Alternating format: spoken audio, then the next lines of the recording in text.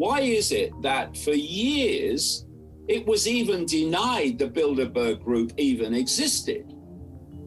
They are a global elite which work to push human society into the direction of a global tyranny that would have made George Orwell wince.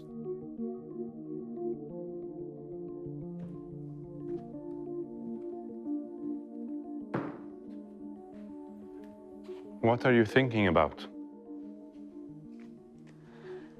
We can't just keep blaming everyone else for everything wrong that's happening in the world. We blame others when we feel powerless. The question is, maybe they're not a secret society and they're just a private one.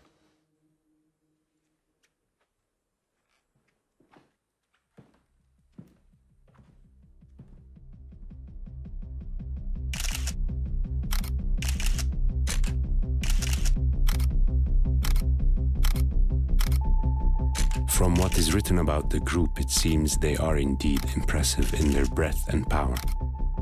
But there are other powerful groups that meet regularly, like the G7 and the G20. The major difference here is that those meetings are not secret. If the Bilderberg group is indeed the shadow world government, well, they are doing a terrible job. Or maybe they are getting exactly what they want. And is it really true that after they discuss something in their agenda, then we see surprising effects in the real world?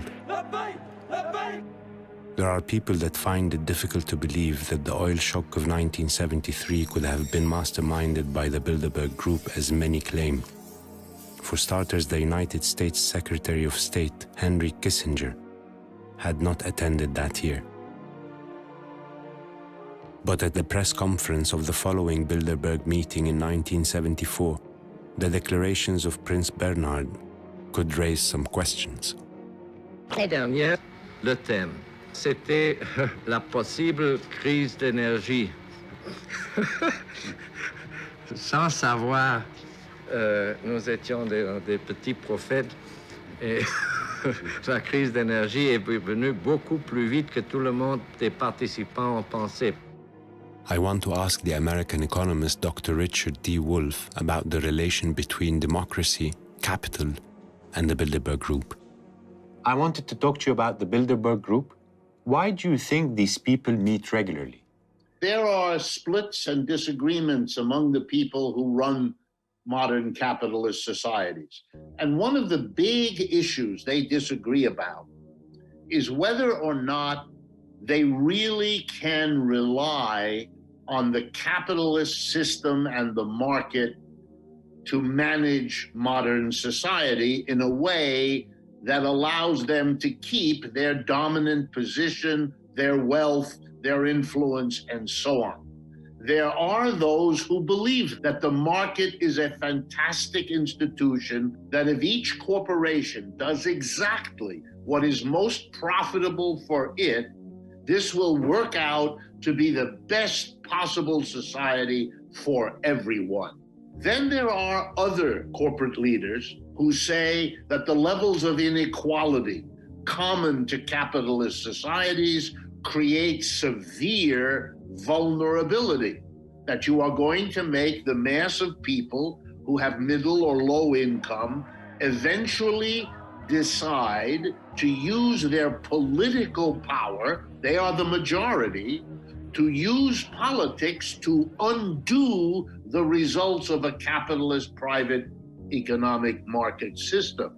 And that therefore you must take steps to deal with that.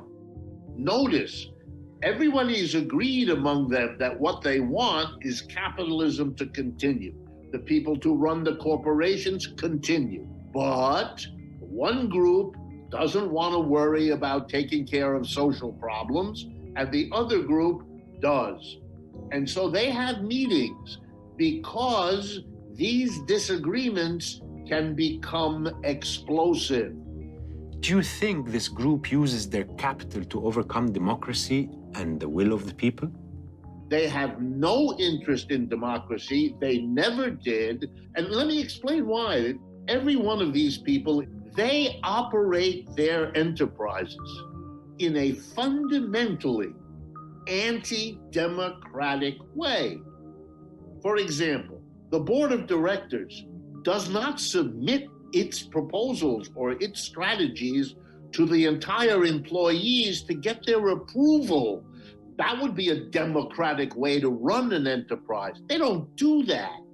What the enterprise is in capitalism is a systematic training of the population against democracy. If you spend 5 days a week, 9 to 5, at your factory or in your office, you are in an environment that teaches you to accept orders from whoever is above you in the hierarchy. There is no democratic control. We all talk about a democracy that isn't there. And partly the talk is a compensation because it isn't the reality. 300 years ago, we got rid of kings, but the kings didn't go away. They were clever. They went inside the capitalist corporation and they changed their name. It's now CEO. Ladies and gentlemen, welcome to Kleptocracy Tour of London. We're going to see the sites of corruption. Now, just there, the other side of the road, you'll see a building. Britain is the world's biggest enabler of financial crime. There is just so much of this property owned by oligarchs. It's kind of extraordinary. And we probably only know like a tiny fraction of it as well. The second biggest house in London after Buckingham Palace belongs to a Russian fertilizer tycoon and former member of the upper house of the Russian parliament. We've found £1.5 billion worth of UK property that's owned by Russians who are either connected to corruption or have close ties to the Kremlin. If oligarchs want to get away with something, London is a one-stop shop that lets them get away with it. Roman Abramovich, who's known President Putin for decades, worth an estimated $12 billion, he owns the London soccer club Chelsea. They keep that money in the form of property in West London, in super yachts, fine art, football clubs, you name it, they buy it, we sell it to them. For some time been complaining about the number of homes in our city owned by Russian oligarchs close to Putin. Surely Mr. Abramovich should no longer be able to own a football club in this country. In the last few weeks, ever since the invasion of Ukraine, there has been a belated realization in our political class that selling much of our capital city to Russian oligarchs was a bad idea. London has long been a playground for the wildly rich. We will continue working through our hit list of oligarchs, focusing on their houses, their yachts, and every aspect of their lives. We must tackle the oligarchs here and go after their money. £100 billion is laundered through the City of London every year. We are the world's best butler, and I don't think that gets enough attention.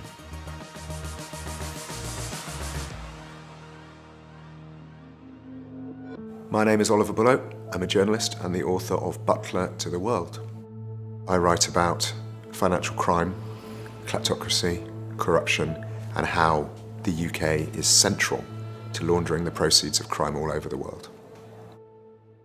So, the Russian economy is incredibly unequal. Approximately 500 people, the 500 people around Vladimir Putin, own more wealth than the bottom 99.8% of the population.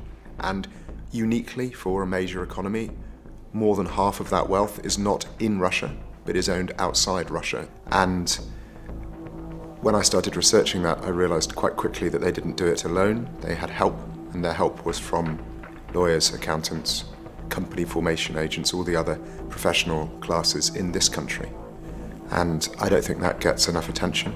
So I like to try and expose our own role in helping Russian oligarchs loot the world. Ladies and gentlemen, welcome to Kleptocracy Tour of London. The Kleptocracy Tours is not my idea. It was my friend Roman Borisovich came up with this idea. It's based on the Hollywood tours. You know, in Hollywood they'll point out, Charlie Chaplin's house or Scarlett Johansson's hairdresser. Here we do the same thing in a bus, but we don't point out stars, we point out oligarchs. So that house You know, that duplex apartment with a view over the Thames, that belongs to, you know, Vladimir Putin's former deputy prime minister. Or, you know, this delightful Mews house belongs to the son of one of Putin's oldest friends. Or, you know, that penthouse apartment with a delightful view over Hyde Park, that belongs to the richest man in Ukraine. You know, Wittenhurst, the second biggest house in London after Buckingham Palace, belongs to a Russian fertilizer tycoon, a former member of the upper house of the Russian parliament. You know, how did that happen? It's amazing. Dmitry Firtash is a Ukrainian oligarch. He became astonishingly wealthy working with Gazprom, the Russian gas company, to sell gas to Ukraine. That made his company, Rosukrenergo, essentially a vehicle of Russian foreign policy, because the gas price is one of the most important levers that Russia has over its neighbours. If it jacks up the gas price, then their governments have to do what they're told. Dmitry Firtash has essentially acted as a vehicle for Gazprom, the Russian gas company, and therefore Vladimir Putin, to impose his will on the Ukrainians when the Ukrainians have tried to elect governments that have not been Kremlin-friendly in the past. Russian state gas giant Gazprom sold Firtash gas at well below market prices, which he then sold in Ukraine for large profits. Companies he controlled made more than $3 billion on the arrangement. This is a man incredibly powerful, powerful enough to essentially overcome opposition from the government of his own country. He, having made this very large amount of money from raising the gas price for Ukraine, he brought that money to Britain.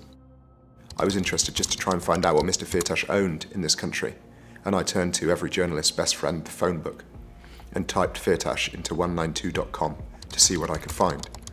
And I found an address in Knightsbridge, and I went to have a look at it, and it was a rather disappointing and slightly squalid basement flat, which struck me as odd, because if I were an oligarch, I wouldn't have chosen to live in that flat.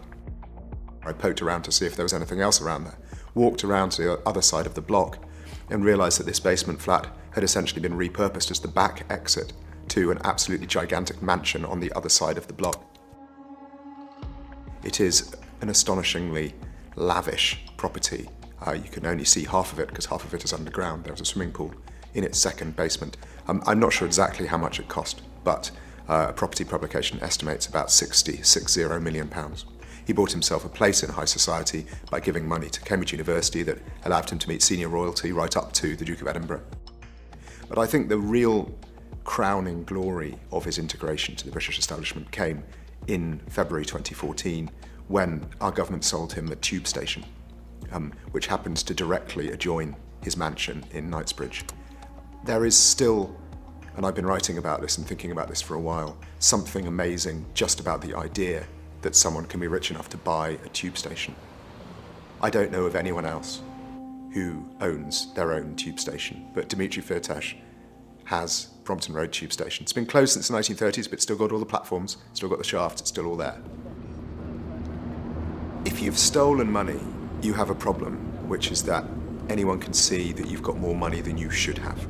But in the 20th century, particularly in the second half, we developed this wonderful idea of the shell company. And a shell company is a corporate structure, an investment vehicle. It looks like any other company, but all it does is pretend to be something other than you. So it's a little bit like wearing gloves. It keeps your fingerprints off whatever it is you're holding.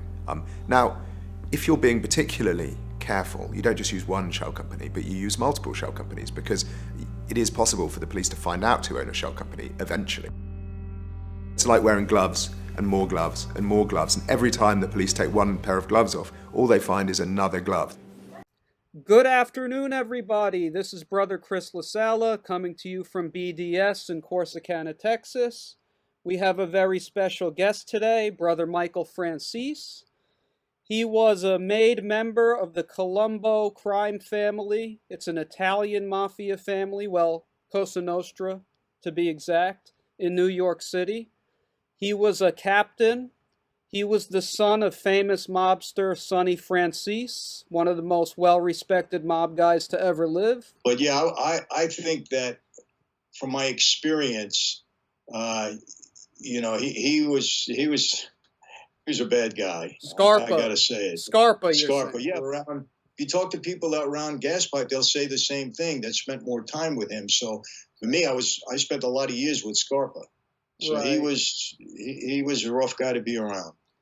But Scarpa, well, Gaspipe and Scarpa were both tried to cut deals with the government. One did, Scarpa, well, they both did cut deals, but Casso messed it up. Scarpa was just probably talking a lot because he thought he couldn't go to jail while he was killing these people because he was working with the feds, right?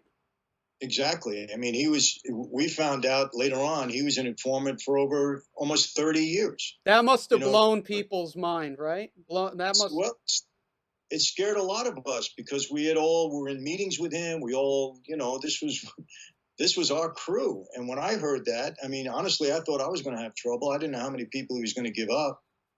He never talked about me, but yeah, it was very scary to know that. Right. Okay. Let's bring it back into some Christianity. I'm trying to dip in and out so the mob enthusiasts have to hang in here. We're going to trap them and force them to listen to some spiritual edification. So, and it should. You said, I've heard you say, that Catholicism was like a subject in school to you, and I'm assuming that you're insinuating that it didn't give you a real relationship with Jesus, and you just thought it was just some, old nuns, slapping people on the hand with rulers, and a class that you had to go to, and it was boring, and maybe they talked about Mary more than Jesus. Looking back, do you have any resentment and frustration that the church you grew up in didn't get the job done and teach you how to really walk a repentant walk with Jesus Christ? Do you have the resentment? The answer to that, Chris, is yes. And I hate to throw things at people, but the reason for that is obviously it's not on God, but it's on those people that are allegedly teaching you about God. Everything was the penalty everything was a penalty. Everything was you're going to hell. Everything was you're committing a sin. There was a lot of corporal punishment. I mean, the brothers, they hit us. They banged us around. The nuns, same thing. I mean, I remember some things they did to really embarrass, my classmates. And that's not how you teach about God. I mean, everything was you're going to go to hell. You're going to, it was scaring you into a relationship with God. And it didn't work. It didn't work for me at all. I mean, again, it became a subject in school that I just had to do good to get a good mark and not get in trouble. I didn't feel anything about a relationship with Jesus. Nothing whatsoever. Right. So you would never recommend someone joins that church, and you're really against the way they run ministry, right? 100%. I mean, I was an altar boy, and I remember the priests, getting so angry with us if our fingernails weren't clean, probably. Just silly stuff. Right. To make you shouldn't be scared to go to church. Right. You shouldn't be scared to go to your religion class. You shouldn't be scared to sit with a sister or a brother, in those orders. But we were. Right. Now, were you making more than your boss, Carmine Jr. Persico, at the peak of your gas business? And if so, can you explain how that could happen? How can a guy make more than his boss? Well, remember this. It's a tough question for me to answer, but I'll answer it this way. The boss gets a piece of everything that everybody else does. So there's no question that I was making more significant money than anybody else, I believe, in that family especially, probably in many families, but in that family for sure. And he was getting, a lot of my money I was sending to him. So I don't know that he could have been making more than me, honestly, Chris, because there was one point I was giving him a couple of $1 million a week. Right. So that's just what I was giving him. But look, as far as I'm concerned, there'll never be another scam like the gas business. So, well, the numbers are ridiculous. You don't hear numbers like that in the mafia. Like, people hear it and they're like, what? The double take, like 5 million a week, 8 million a week. Is he lying? Is this all just for show? I could see it. If you had that many gas stations and you're getting the tax, just It's like you got it's like you got a cash machine. We were selling 500 million gallons of gas a month, and we were taking down anywhere from 20 to 40 cents a gallon, because that's what the tax was, depending upon, you know, the state and the city and the local tax. And the federal tax was 9 cents at that point. And then the state, city, and locals were, depending upon where you were, was up to 40 cents. So you figure 500 million gallons of gas taking 20 to 40 cents. I mean, do the math. It was a tremendous amount of money. And we just kept expanding, you know. And the thing about that, Chris, remember, we were selling to everybody. I was selling to branded stations, because I would go to a Mobil or a Shell station. We would say, how many loads of gas you buying by Mobil? And they say, well, we're buying 6 loads a week. How much you paying? Well, we're paying $1.10. Well, how would you like to pay 95 cents from us? Oh, right. They want all the gas they can get. We saved them 15 cents. It's a lot of money. And we'd give them a receipt that said all taxes included. So they were off the hook. So just to shorten that down, you were shaving a little bit off the total cost to consume new gas stations, so you can get more and more and more and expand as fast as you can, right? You were passing the deal on to actually the new stations that you would take over? Yeah, but many of the stations we didn't even own or lease. We were just selling to everybody. Right, So but you'd get the business, right? You'd get the business now because you shaved a little bit off, because you were getting it so much less that you'd pass a little discount to them, and you'd knock the guy that was selling them gas before out of the game, right? Absolutely, because we had that extra 40 cents of the tax money to work with, so nobody can compete with us. Right. It was impossible. You know, if we bought a station, you know, I'll give you an example. It's a big, busy intersection. There's 4 gas stations, 1 on each corner, right? We would buy 1 station. I'd get the other 3, and I'd say, come here, I want to talk to all you guys. Here's the deal. If you sell for $1.10, I'm going to sell for $1.05. If you sell for $1.05, I'll sell for 90 cents, and I'll knock you all out of business. So I'm always going to be a couple of cents lower than you. Don't try to compete with me. And that would be it, because I knew they couldn't, because I had that extra 40 cents to work with. So nobody can compete with us. Right. And then before you know it, they'd be coming to me and saying, can we buy the gas from you? Right. So that's how it worked. You know, we were like the Robin Hoods, because we lowered the prices at the pump too. You know, You're a nice guy, Michael. You're, you know, the government was. You were doing a public service to people. Exactly. They weren't mad at us. Right. Now tell me, let me ask you a really interesting question that I think people that watch my channel and maybe even your followers will be really interested to hear what you have to say. Can you explain the connections between the Italian-American mob, Cosa Nostra, and Freemasonry? Well, you know, I can do it just not real deep, but my father I became a Freemason when I was younger. Okay. And yeah, the reason for that, I didn't like it. I thought it was an occult for some reason, because my dad said there's so many judges and politicians in Freemasons that you can make valuable contacts, and that there is some similarities, because it's almost like, you know, you have that bond like you had in Cosa Nostra. And so there were comparisons, and there were similarities in that regard. I mean, the rituals, it's more ritualistic as a Freemason than it is, obviously, as a mob guy. Because a mob guy, you take the ritual once, that's it. Right. You know, but with Masonry, there's a lot of that stuff going on. So, and there were a couple of mob guys that were Freemasons, and mostly there were a lot of Jewish associates to the mob that were Freemasons, and I knew a number of them. Is it possible that Jewish associates and high up powerful people through the Masonic Lodge are controlling elements of the mafia through the Masonic Lodge? I wouldn't say controlling, but I would say there is an influence there, yes. So you would say that Cosa Nostra is a greater, it's its own power. It can't be pushed by the Masonic Lodge. It could only be maybe deals made and things arranged. Yes, influenced but not controlled.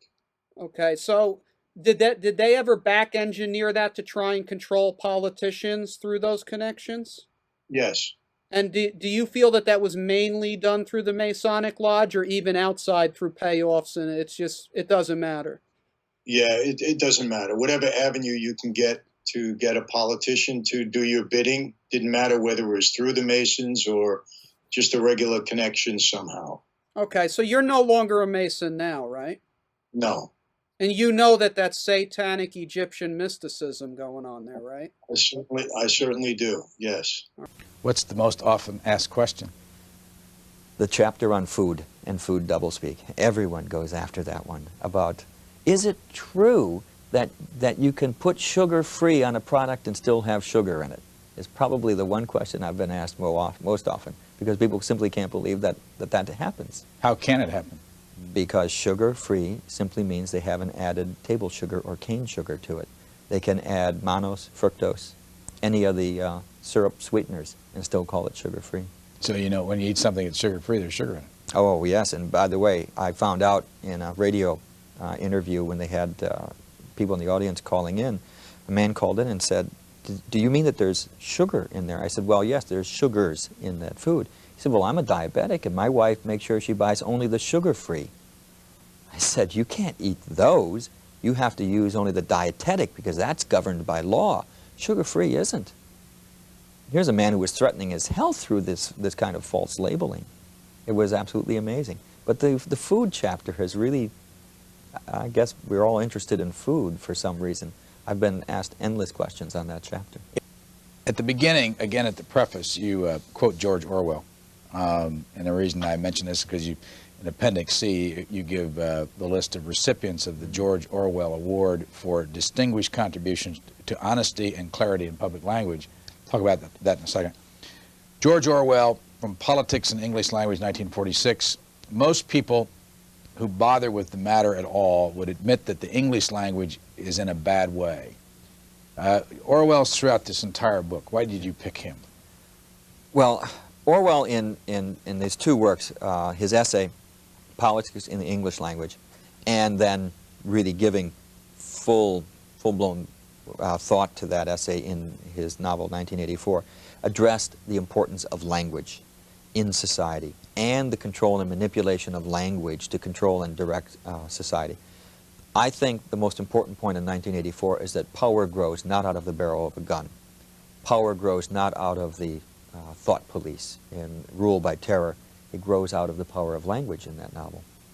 The revolutionary act committed by Winston Smith right at the beginning of that novel is to keep a diary. In keeping a diary, any person who keeps a diary uses language to communicate with the self. You're talking to yourself and you're thinking through words about the world around you and about how you feel. That's why a diary is such a revolutionary act in 1984, because you are reasserting personal control over language. Then at the end of the novel, to parallel that scene, when Winston Smith has been found out and O'Brien, his torturer and guide, says to him, what is reality? Reality is not external. Reality exists not in the mind of the individual, which soon perishes, but in the mind of the party, which is collective and immortal. What the party says is reality is real. And how else can the party do that? Except by language. The party has taken control of language and has taken it away from the individual. And that's the power, because those in power who control language control the way we see the world. The reason I ask is that I want you to go back to the George Orwell thing, because we want to talk a little bit about the awards in the time we have remaining. Who was George Orwell? George Orwell was a British essayist, reviewer, critic, novelist who published the now classic novel 1984. But in 1947, he published Politics in the English Language, an essay which, by the way, is the most reprinted essay in the English language. It's just endlessly reprinted, in which he warned about the corruption of thought through language. The examples he used all came from Stalinist Russia and Nazi Germany. He had, during the Second World War, served in the British Ministry of Propaganda or Information. and was introduced to the inside of the propaganda process. And he wrote 1984 as a novel of the future in which, given the growth of the power of communications and the sophisticated use of language, totalitarian governments would base their power upon the control of minds through language. And he really believed that. When did he die?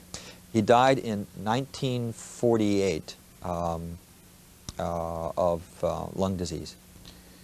You think he would have, if he'd lived, he'd have been surprised about two things. One, the popularity of 1984 as a novel, and two, what actually happened in those totalitarian governments in 1989.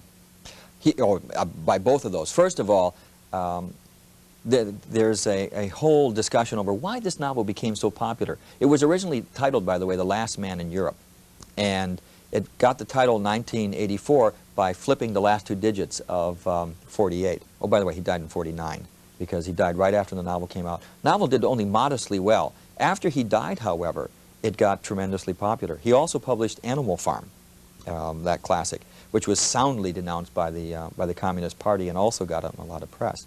But it wasn't until after his death that the novel became as popular as it was. In 1984, that novel sold 50,000 copies a week in the United States. In 1984? In 1984, in the year of 1984.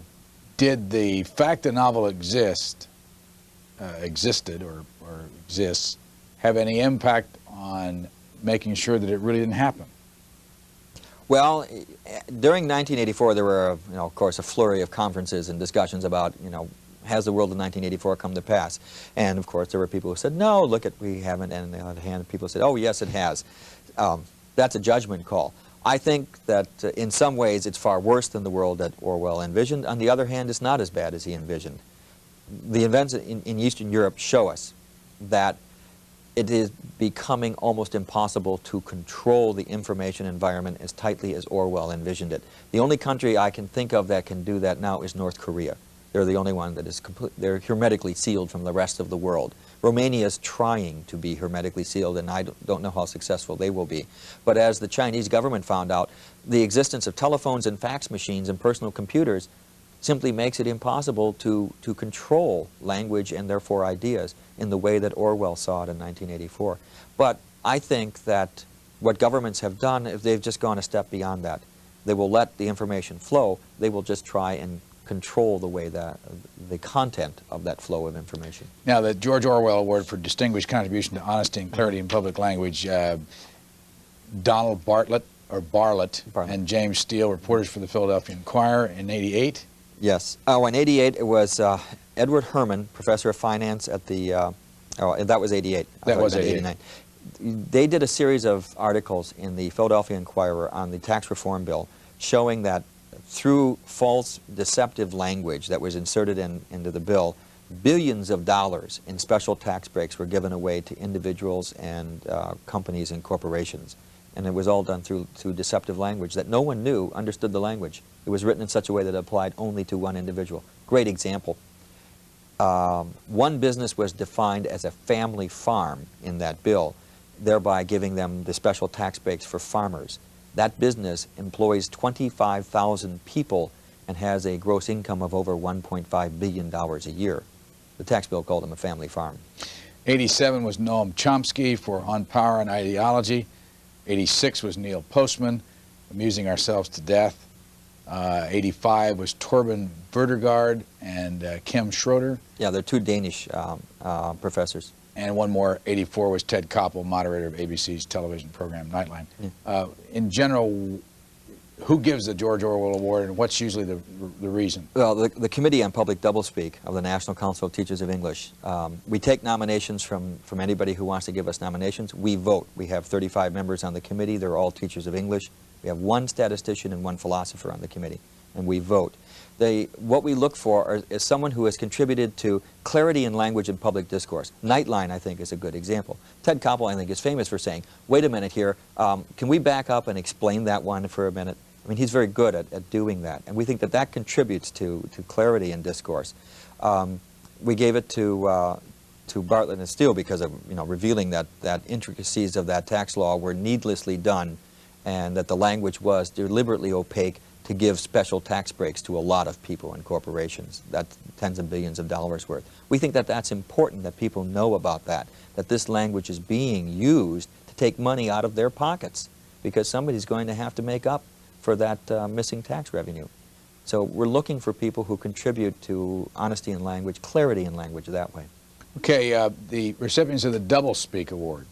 Same group give out?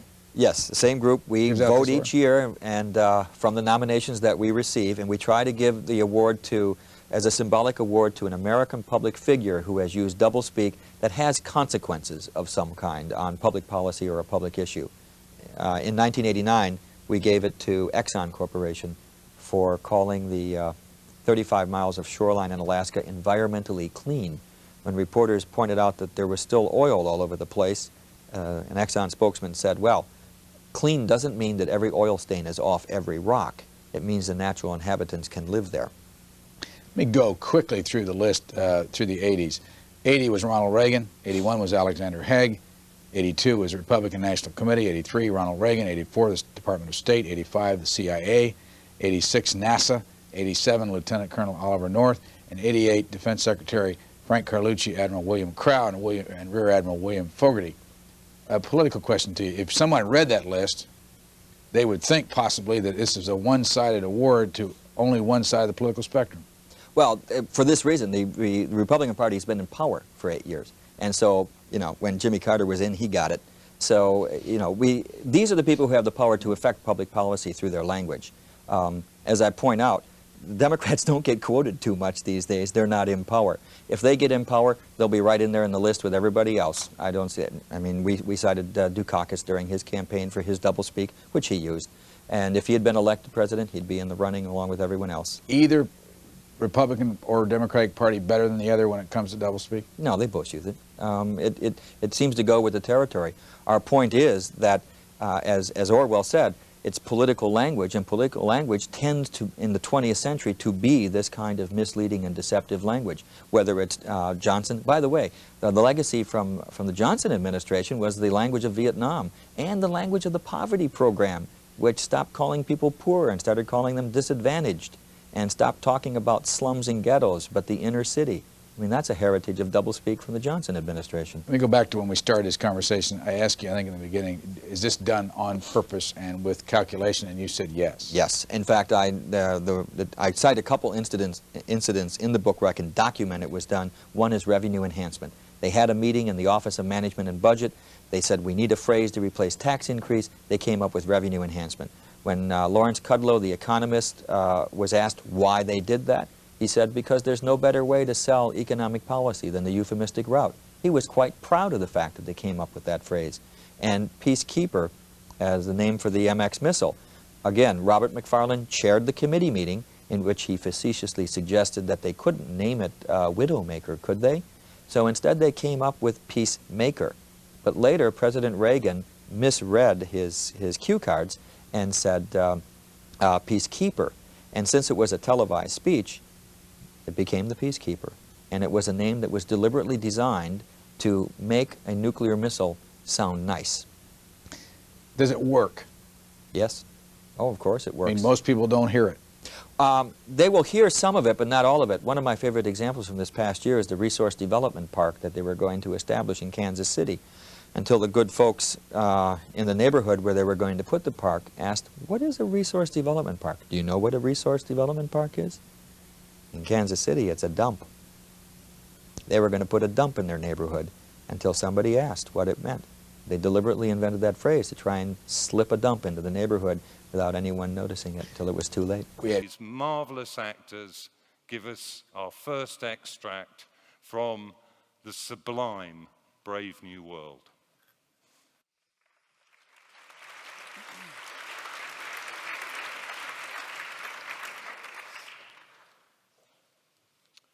Observe, said the director triumphantly.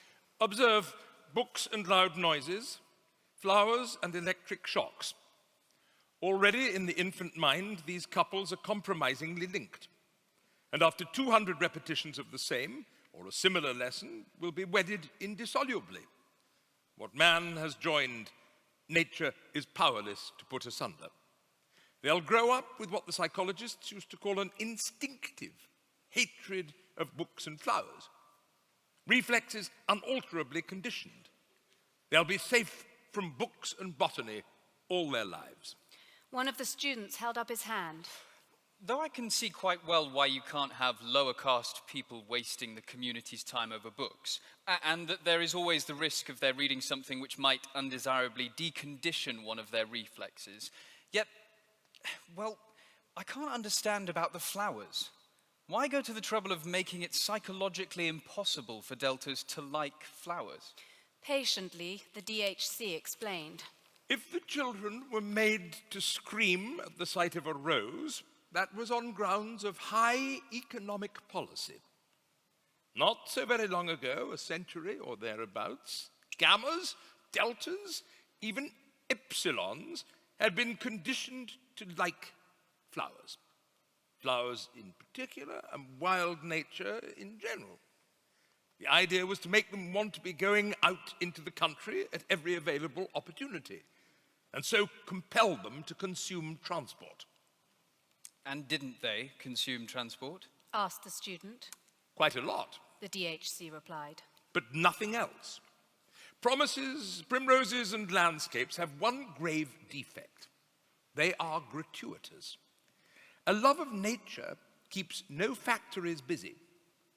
It was decided to abolish the love of nature, at any rate among the lower classes.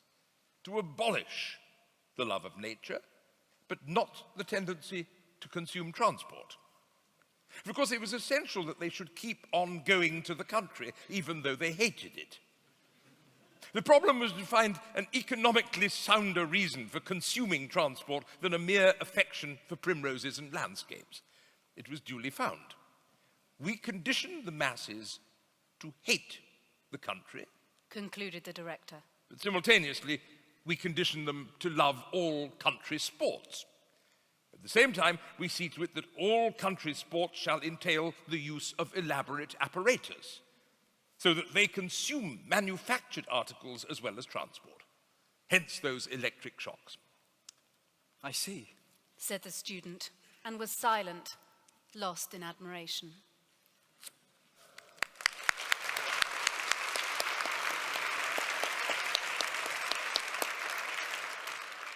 I hope everybody's got their phone on airport or whatever it is mode. Because if you didn't have it on airport mode, you might receive a little electric shock during the event. Yeah? So recent studies in cognitive science establish that you get a little jolt of dopamine every time you get an alert on your mobile phone. Every time you push a button on it or a computer console, you are rewarded. There is a pleasurable sensation. You will have noticed in the flow of your screen-mediated lives that there are a myriad of these little electric shocks going on throughout your day.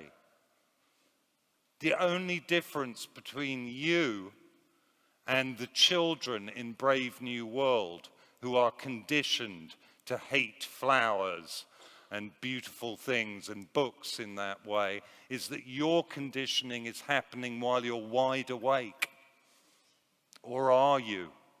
Is the current lifestyle of the consumer in fact a kind of waking dream? What Huxley understands only too well is conditions under what we might call late capitalism. In other words, the kind of neoliberal capitalist societies we live in now.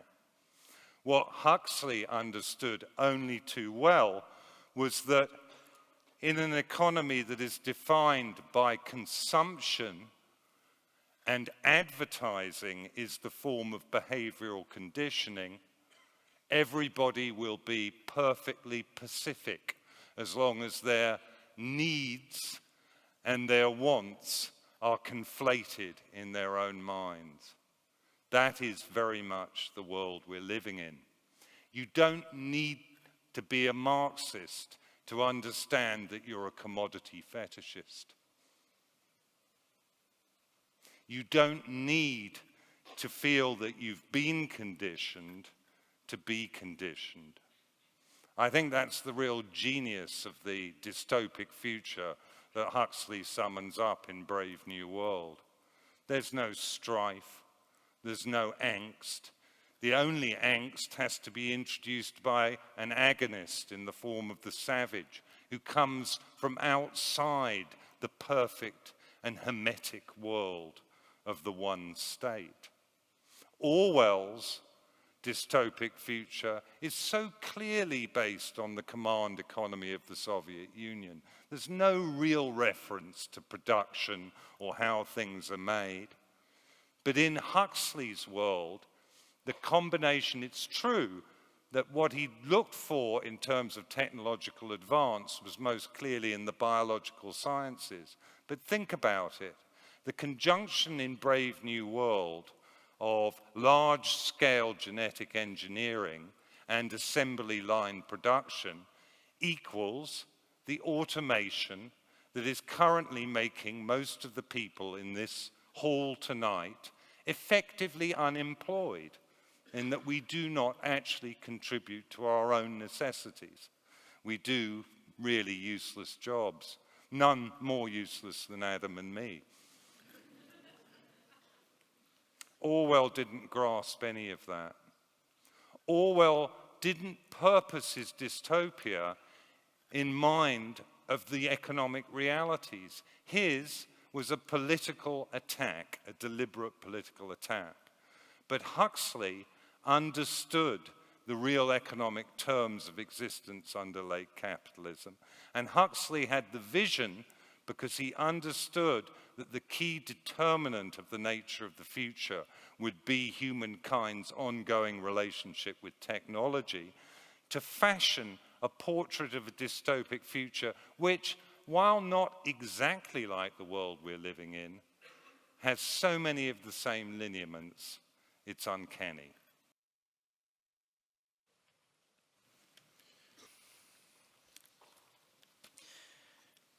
But God's the reason for everything noble and fine and heroic. If you had a God... My dear young friend, said Mustafa Mond, civilization has absolutely no need of nobility or heroism. These things are symptoms of political inefficiency. In a properly organized society like ours, nobody has any opportunities for being noble or heroic.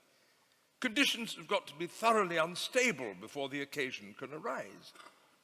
Where there are wars, where there are divided allegiances, where there are temptations to be resisted, objects of love to be fought for or defended, there, obviously, nobility and heroism have some sense. But there aren't any wars nowadays. The greatest care is taken to prevent you from loving anyone too much. There's no such thing as a divided allegiance. You're so conditioned that you can't help doing what you ought to do. And what you ought to do is on the whole so pleasant, so many of the natural impulses are allowed free play, that there really aren't any temptations to resist. And if ever, by some unlucky chance, anything unpleasant should somehow happen, why, there's always Soma to give you a holiday from the facts. There's always Soma to calm your anger, to reconcile you to your enemies, to make you patient, long-suffering. In the past, you could only accomplish these things by making a great effort, and after years of hard moral training. Now you swallow 2 or 3 half-gram tablets, and there you are. Anybody can be virtuous now. You can carry at least half your morality about in a bottle. Christianity without tears. That's what Soma is. But the tears are necessary. Don't you remember what Othello said? If after every tempest came such calms, may the winds blow till they have weakened death. There's a story one of the old Indians used to tell us about the girl of Mataski. The young men who wanted to marry her had to do a morning's hoeing in her garden. It seemed easy, but there were flies and mosquitoes, magic ones. Most of the young men simply couldn't stand the biting and stinging, but the one that could he got the girl. Charming. But in civilized countries, said the controller, you can have girls without hoeing for them. And there aren't any flies or mosquitoes to sting you. We got rid of them all centuries ago. The savage nodded, frowning. You got rid of them. Yes, that's just like you. Getting rid of everything unpleasant instead of learning to put up with it. Whether 'tis better in the mind to suffer the slings and arrows of outrageous fortune, or to take arms against a sea of troubles and by opposing, end them. But you don't do either. Neither suffer nor oppose. You just abolish the slings and arrows. It's too easy. What you need, the savage went on, is something with tears for a change. Nothing costs enough here. Exposing what is mortal and unsure to all that fortune, death and danger dare, even for an eggshell. Isn't there something in that? He asked, looking up at Mustafa Mond. Quite apart from God, though of course God would be a reason for it. Isn't there something in living dangerously?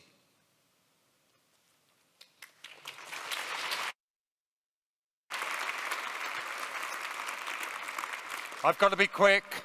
We're under the gun. You're all on Soma. Or quite a lot of you are. 11 million prescriptions for selective serotonin reuptake inhibitors written in the last year in the UK. Statistically, at least 10% of this audience is on some kind of mood-altering drugs as I speak to you. Orwell didn't spot that one coming.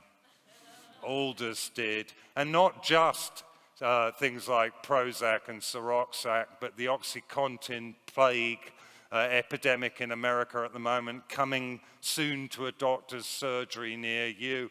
Prozac to get it up, Zoplicon to make it lie down again.